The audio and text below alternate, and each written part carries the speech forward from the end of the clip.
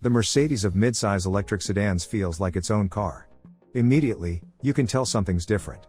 Approaching a 2023 Mercedes-EQ, the future pod design unabashedly looks ahead, while the 2021 Motor Trend Car of the Year winning E-Class wears a variation of a stylistic theme we've seen for more than half a century. The more we experience the 2023 Mercedes-EQ EQE350 4Matic, the more we discovered it has a spirit all its own. In place of that E-Class magic is a luxury first, second, and third package that beats the E on one metric but falters in others. Here's why the 2023 Mercedes-EQ EQE350 4Matic isn't an obvious choice. Our 2023 Mercedes-EQ EQE350 4Matic test car sits in the middle of the non-AMG EQ lineup with its dual-motor all-wheel drive layout. The plus on base models designates the rear drive model that will get the best EPA-rated range figure, estimated at 305 miles. Figure below 300 for the EQ EQE350 4Matic.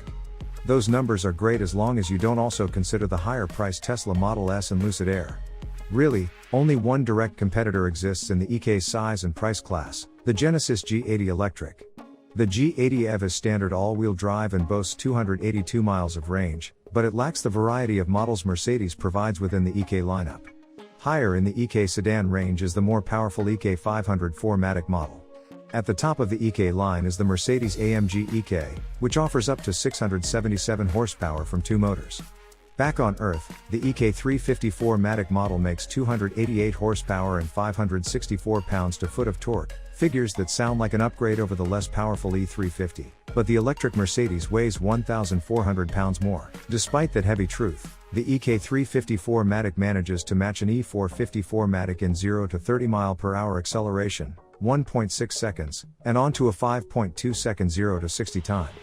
That's not bad for a modern luxury car, but the dual-motor G80 Electric smokes it. The Genesis only needs 4.1 seconds to reach 60.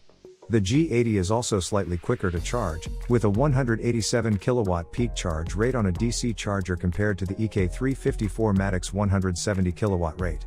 You won't notice this when you charge at home overnight, but on a road trip, we'll take any quick charging advantage we can get. On the street, we felt the near-instant whoosh of speed you get in most other EVs, but it tapers off about halfway along your journey to 60.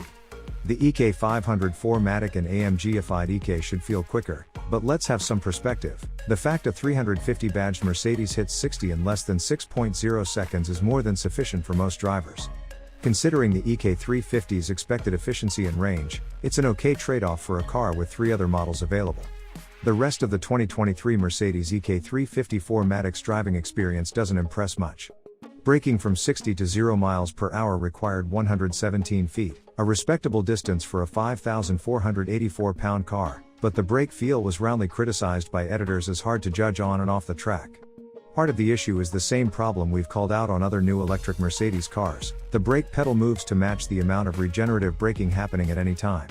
Although the idea is to make the transition between regenerative and friction braking feel more natural, instead it often leads to situations where the pedal isn't always where we expect it to be.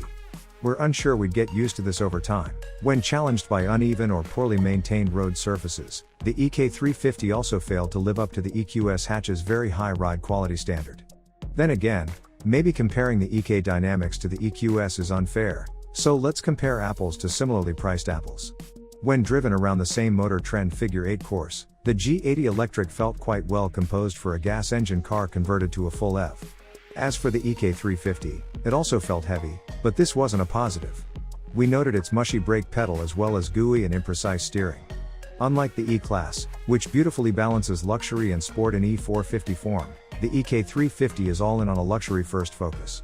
That's fine, but the experience wasn't as sparkling as we'd like.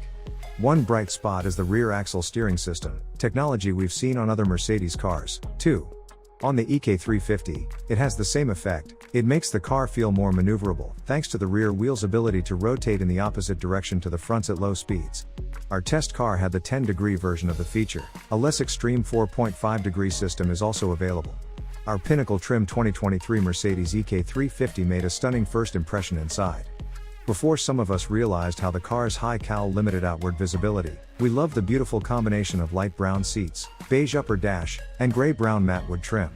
Also, the turbine-style outer air vents are exquisite. It's another rewarding detail that helps justify prices that start at $76,050 for a base EQ EQE350 Plus.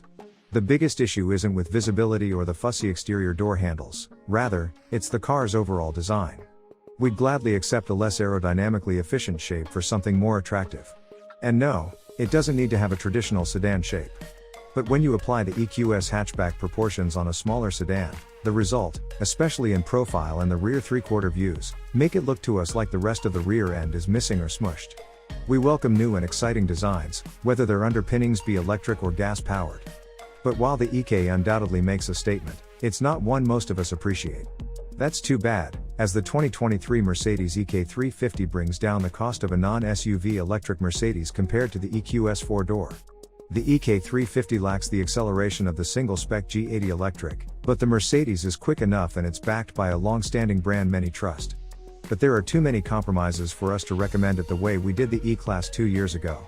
The 2023 Mercedes-EQ EQE350 lacks that car's dynamic versatility, and at $93,640 as tested, it isn't a perfect midsize luxury sedan. Still, the E-Class wasn't perfect out of the box, either. We hope the rest of Mercedes-EQ lineup improves on the 350's basics.